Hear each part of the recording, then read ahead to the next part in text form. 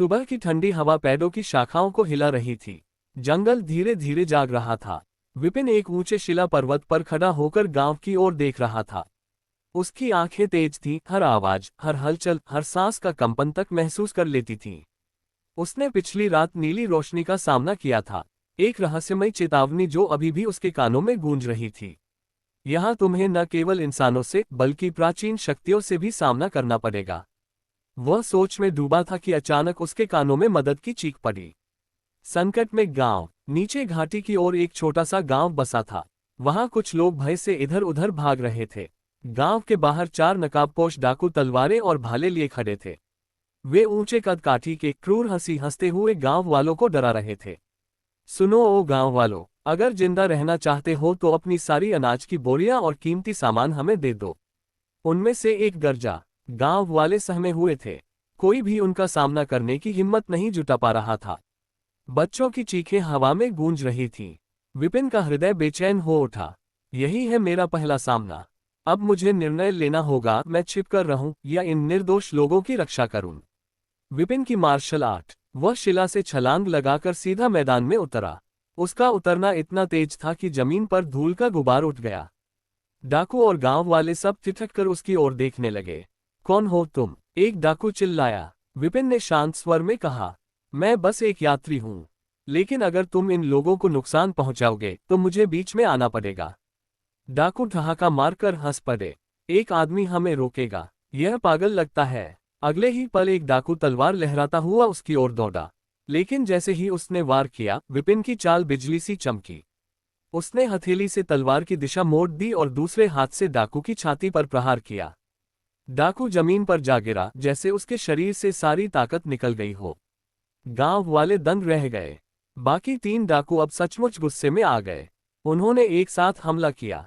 विपिन का शरीर मानो हवा में बह रहा था।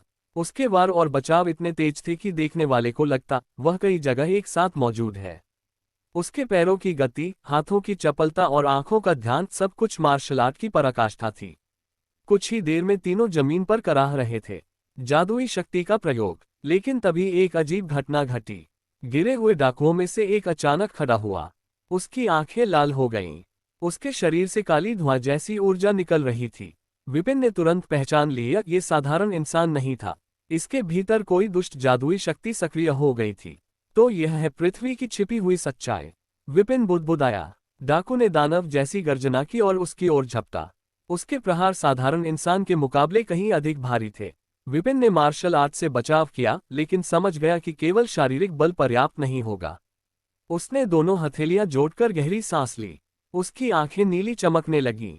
अचानक उसके चारों ओर सुनहरी आभा फैल गई। वह थी उसकी जादुई शक्ति, प्राण शक्ति प्रवाह।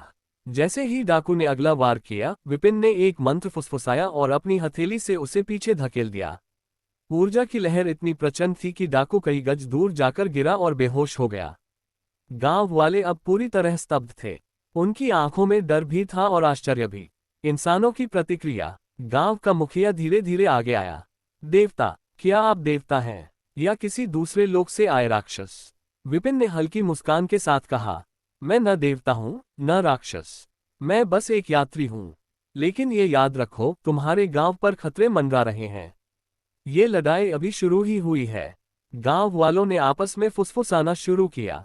कुछ उसे रक्षक मानने लगे तो कुछ डर के कारण उसे अपशकुन कहने लगे। लेकिन बच्चों की आंखों में चमक थी।